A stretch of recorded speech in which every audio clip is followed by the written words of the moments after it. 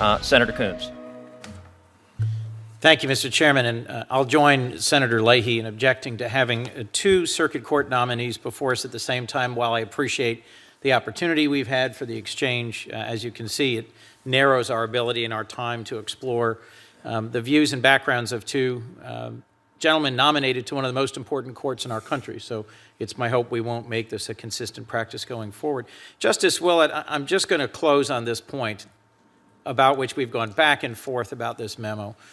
I appreciate your sharing the challenges your mother faced when you were a child, and I appreciate your saying that this was nothing more than an attempt to follow the guidelines of the governor's office.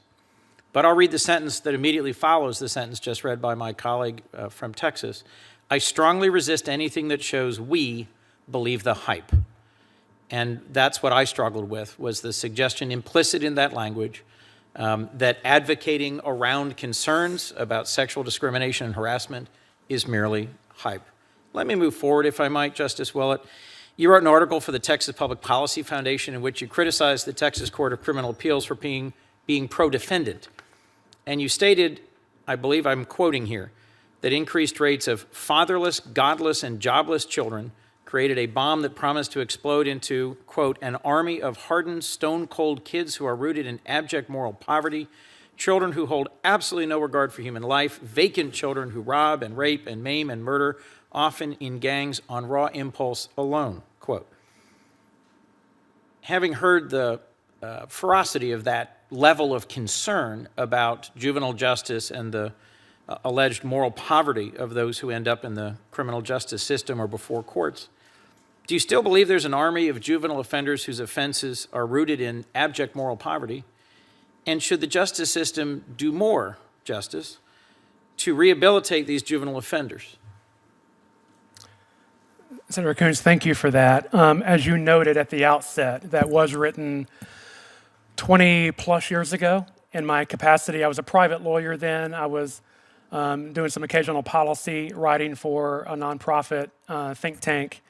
And that was written in my capacity as a policy commentator. Well, I appreciate your putting it in that context. You currently serve as a justice. As you've explained in some exchanges with Senator Leahy, you've got time for Twitter.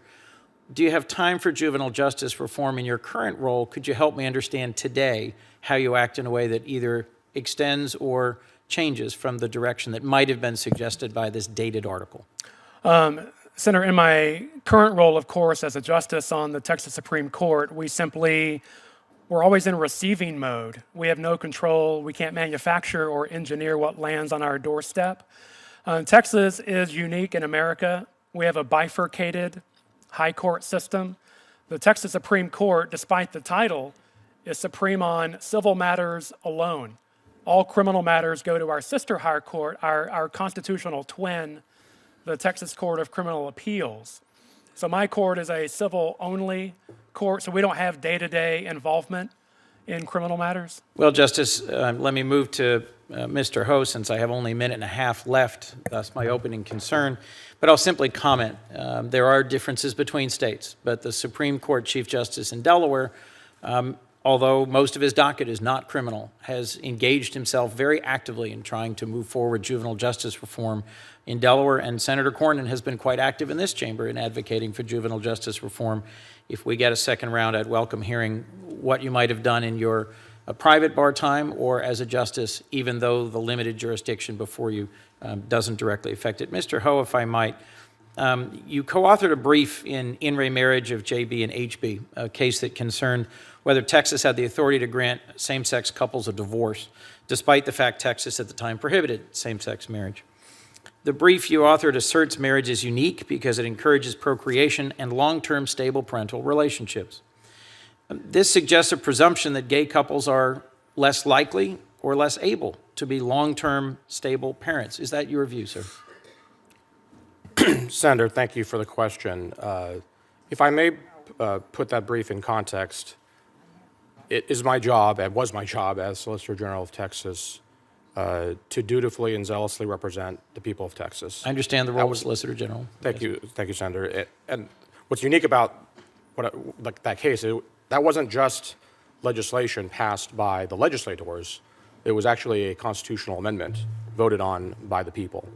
And so it was my duty to do the best job that I could to defend. Yet, as a zealous advocate, you choose which arguments to advance. And what I was pointing out here was that that argument, which you chose, suggests a certain view of the capability of same-sex couples in terms of whether they could or could not be stable long-term parents. Let me ask you a last question, if I might.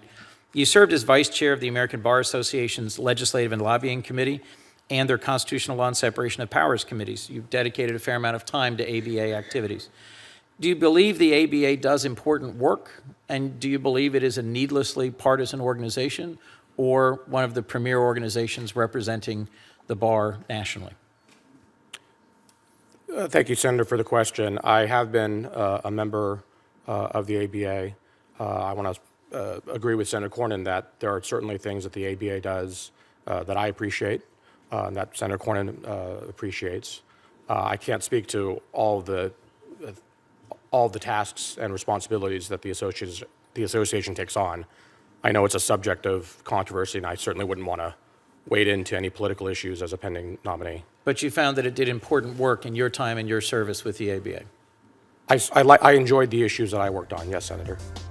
Thank you, Mr. Ho. Thank you, Justice Willet.